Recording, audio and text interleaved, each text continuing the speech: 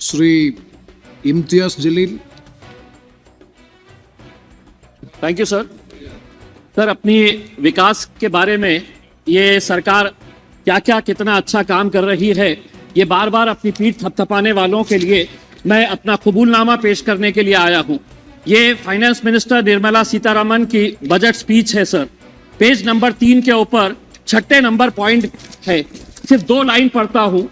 The worries about food have been eliminated through free ration for 80 crore people. यानी कि सरकार खुद मान रही है कि 140 करोड़ की आबादी के अंदर 80 करोड़ लोगों को हम मुफ्त राशन देने का काम कर रहे हैं।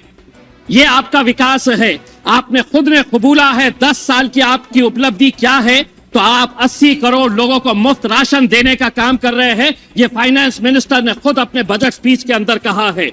उसके बाद उन्होंने कहा है, विद द परस्यूट ऑफ सबका साथ in these 10 years the government has assisted 25 crore people to get freedom from multi dimensional poverty.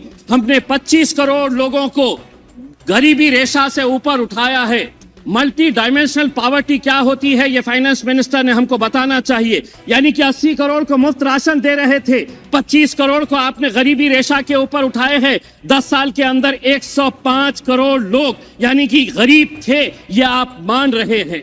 यह आपकी 10 साल की उपलब्धि है। आपने ये कहा है कि हम 3 करोड़ घर बना रहे हैं। मुझे क्यों शक हो रहा है आपके आंकड़ों के ऊपर, क्योंकि मेरे चुनावी क्षेत्र औरंगाबाद के अंदर 60,000 लोग 2017 से एक सपना देख रहे हैं कि मोदी जी ने वादा किया था कि मार्च 2022 तक इस देश के अंदर हर बेघर को घर मिलेगा। और सिर्फ घर नहीं मिलेगा, घर में नल रहेगा और नल में जल रहेगा। घर देना तो बहुत दूर की बात है अध्यक्ष महोदय, एक घर का काम की शुरुआत भी नहीं की गई है। 60,000 लोगों को अगर आपने सपना दिखाए हैं, तो क्यों आप यह झूठा सपना दिखाए हैं कि 60,000 लोग को एक घर देना बहुत दूर की बात है, बनाया तक नहीं गया है। अध्यक्ष महोदय, हमारी माइनॉरिटी मिनिस्टर यहाँ पर बैठी हुई है, हम उनका बहुत आदर करते हैं। 2023-24 के अंदर आपने माइनॉरिटी का बजट 38% कम कर दिया। कितना बजट किया, तो 3097.60 करोड़ रुपीस माइनॉरिटी का बजट इस बार आपने बढ़ा दिया है। लेकिन हम आपसे पूछना चाहते हैं कि पिछले साल का जो बजट था उसके अंदर खर्च कितना किया गया है, ये आंकड़े भी आप दिखाया करिएगा। क्योंकि बजट अनाउंस तो किया जाता है लेकिन खर्च नहीं किया जाता है। आप मदरसों का बजट घटा दिए हैं और आपने प्री मैट्रिक स्कॉलरशिप, यानी कि आपने मदरसे से आपको परहेज है लेकिन बच्चों को स्कूल के अंदर तो जाने दीजिए। आपने प्री मैट्रिक स्कॉलरशिप का बजट भी 433 करोड़ से घटाकर आपने 326 करोड़ रुपीस लेकर आए। तो क्यों आप ये नारा देते हैं कि हम सबका विकास चाहते हैं? आप चाहते हैं कि माइनॉरिटी के बच्चे और विशेषकर मुसलमानों के बच्चे सिर्फ चाय के ठेले लगाए, पंचर बनाने का काम करे, ऑटो रिक्शा चलाने का काम करे, यही काम करे। वरना जस्टिफाई करिए कि आप इतनी बड़ी जो मेजॉरिटी है माइनॉरिटी के अंदर की, उनका बजट हर 5 साल के बाद कैसे कम कर रहे हैं आप? क्या वजह है, क्यों आप इसका बजट कम कर रहे हैं? EPS 95 क्या था? 78 लाख जो पेंशनर्स है, 1000, 1500, 2000, आपने भी यह मुद्दा उठाया है कई मर्तबा, उन्हें एक बार फिर मायूस किया गया है।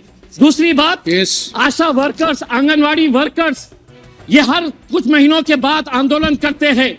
आप ये छोटी छोटी बच्चियों को, माँ को जो प्रेग्नेंट है, उनका इलाज, उनका देखरेख करने का जो काम करती है, आपने उनको कहा कि हम आपको भी हेल्थ कवर के अंदर लेकर आएंगे लेकिन आपकी पगार नहीं बढ़ने देंगे। 7,000 रुपये मिलते हैं आशा वर्कर्स को, आंगनवाड़ी वर्कर को पूरी मेहनत करने के बाद भी 15,000 रुपये मिलते हैं। आज क्या वजह है कि आज उत्तर प्रदेश का नौजवान जो है वो इजराइल में जाकर मजदूरी का काम करने के लिए तैयार है, क्योंकि वहां पर 1,37,000 रुपये सिर्फ मजदूरी करने के लिए उसे मिल रही है। और यहाँ पर हम 15,000, 7,000, 2,000 रुपये EPS पेंशन के नाम के ऊपर, आशा वर्कर्स के नाम के ऊपर हम दे रहे हैं। 1 मिनट अध्यक्ष महोदय, 1 मिनट।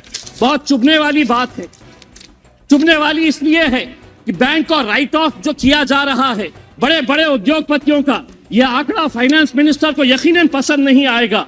कितना राइट ऑफ किया गया है 2014 से 2023 तक, तो 14.56 लाख करोड़ रुपए की मैं बात कर रहा हूं। और रिकवरी कितनी हुई तो रिकवरी महज 14.07% हुई है, यानी कि 86% रिकवरी कब होगी। और ऐसे मौके के ऊपर सिर्फ 30 सेकंड दीजिए, जब आप बड़े बड़े उद्योगपतियों का पैसा माफ कर रहे हैं, मेरे चुनावी क्षेत्र औरंगाबाद के अंदर 3,330 ऐसे सरकारी स्कूल हैं जिनके ऊपर पक्की छत नहीं है, टीन के शेड के नीचे ये बच्चे पढ़ते हैं। हम एसी बंद करने की बात कर रहे हैं और वो तपती धूप के अंदर टीन के शेड के नीचे पढ़ रहे हैं। स्वतंत्र भारताच्या इतिहासात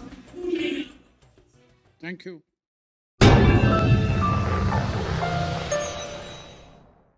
Germantown Super Speciality Hospital. Dr. Mir Jawad Zar Khan, Senior Experienced Orthopedic Surgeon, Bone Fracture, Joint Replacement, Hip Replacement और Spine Surgery कामयाबी से अंजाम दे रहे हैं। इसके अलावा neuro surgery, cardiology, gynaecology, dental, general medicine, dialysis और फिजियोथेरेपी जैसे शोबाजात में इंतहाई कामयाबी के साथ वाजबी फीस में इलाज किया जा रहा है। शेयरिंग और प्राइवेट रूम्स, अस्पताल में 24 घंटे MRI, CT scan, 2D digital x-ray, ultrasound, operation theatre, ICU और लैब की सहूलत दस्तयाब है। आपकी उम्मीदों के ऐन मुताबिक Germanten super speciality hospital, pillar number 150, Attapur, Hyderabad.